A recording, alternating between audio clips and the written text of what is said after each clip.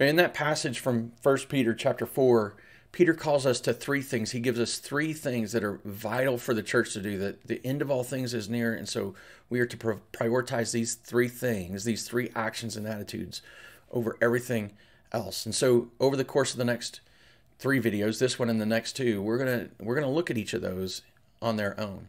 And we're going to start with his first one, which is love. He writes in 1 Peter 4:8, above all, keep loving one another earnestly, since love covers a multitude of sins. Keep doing it. Don't stop. Continue in it. Now, in the Greek language, there's more than one word that translates to love. In this instance, Peter uses the word agape. And unfortunately, because our world, the world we live in, thinks of love simply as an emotion or a physical attraction or some kind of relational connection, the meaning of the word is, the weight of the meaning of the word is often lost. But agape is so much more than just an emotion. It's so much more than just a connection, an emotive connection or relationship. This is the love that defined God's love, that sent his son. For God so loved the world, he so agape'd the world, in John 3:16. It's the love that defines and describes the sacrifice and the laying down of Jesus' life, his sacrificial effort to give up his life so that we could gain ours, in 1 John 3:16. Peter's telling us to love one another like God has loved the world, or that Jesus has loved his people. In spite of the sins that we've committed towards one another, in spite of the sins that we continue to endure among one another, we're to love one another in the way that Jesus has loved us. Now, Paul captures this idea in the book of Philippians when he tells us to consider the interests of others more significant than our own, or to count others more significant than yourself.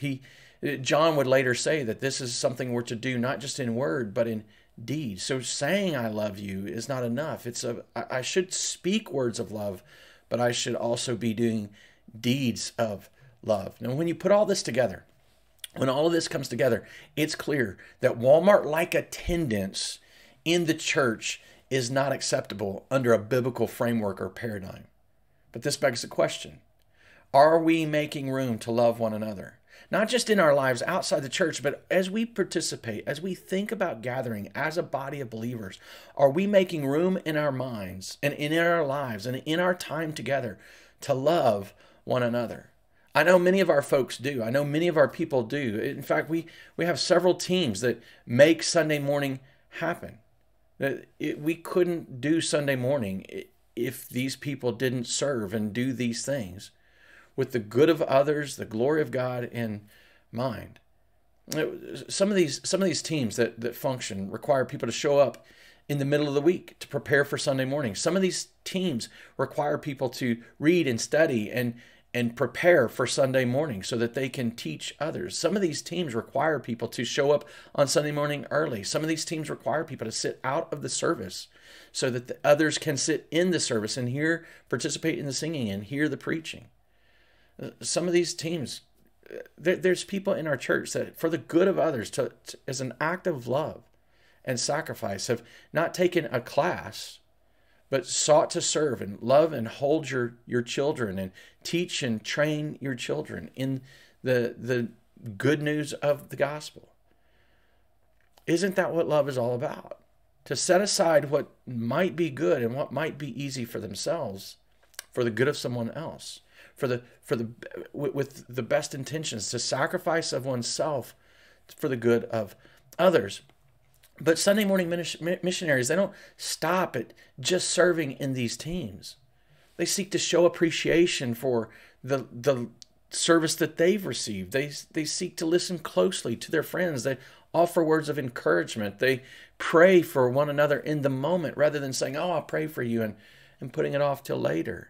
Sunday morning missionaries know the importance of this intentional gathering, but rather than thinking of themselves in it, they love others by doing their part to remove barriers and distractions.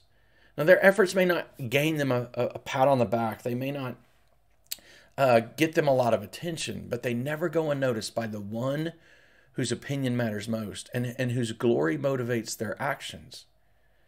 But just imagine the environment created when not just a dozen people are doing this, but when virtually everyone who gathers loves one another like this. Imagine the insecurities and the fears that most of us struggle with being swallowed up in love for and from one another. Imagine the tangible offering of grace that we would have to offer every person that walks in our door if we're all already living and expressing this sacrificial love for one another.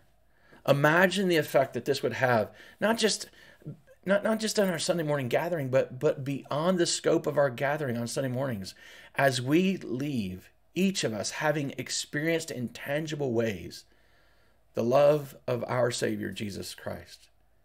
This only becomes a reality when each of us takes on the role as Sunday morning missionaries and listen to Peter's call to take on loving one another, since love covers a multitude of sins.